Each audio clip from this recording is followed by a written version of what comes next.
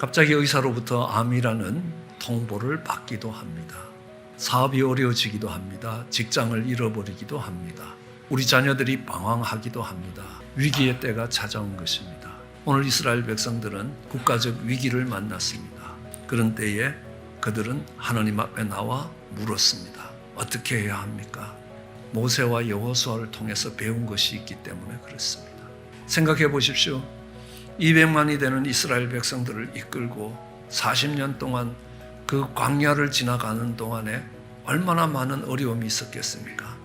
그때마다 모세와 여호수아는 하나님께 무릎을 꿇었습니다. 하나님께 물었습니다. 그러자 하나님께서 그들을 인도하시고 그 위기를 극복할 수 있게 해주셨습니다. 하루를 시작하는 첫 시간에 하나님 오늘 하루를 어떻게 살아야 합니까?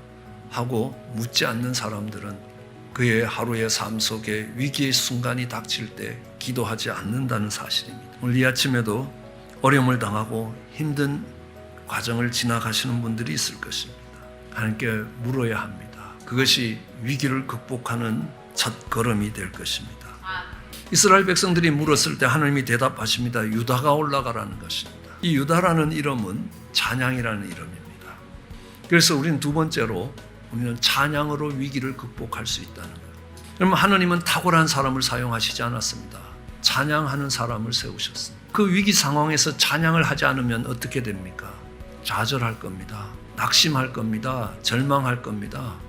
이 찬양한다는 것은 그 문제보다 그 위기의 어려움들보다 하나님이 더 크시다는 겁니다. 찬양할 때에 우리는 그 위기의 때를 극복할 수 있는 힘을 공급받게 되는 것입니다.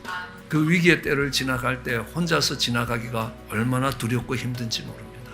그때 손을 잡아주는 형제가 있을 때, 그때 손을 잡아주는 가족이 있을 때 우리는 그 위기를 극복해 가기가 쉬워지는 겁니다. 그 어려움을 지나가고 위기의 때를 지나가는 형제 자매들의 손을 잡아주고 떨리는 무릎을 굳게 해주는 형제가 되기를 원하는 것입니다.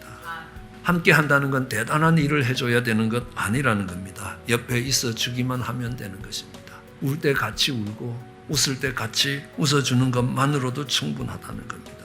그러면요, 위기를 극복해 갈 수 있게 될 것입니다. 우리는 위기 때에 하나님을 찾아갑니다. 정말 하나님의 승리를 선포하는 것입니다. 찬양하는 것입니다.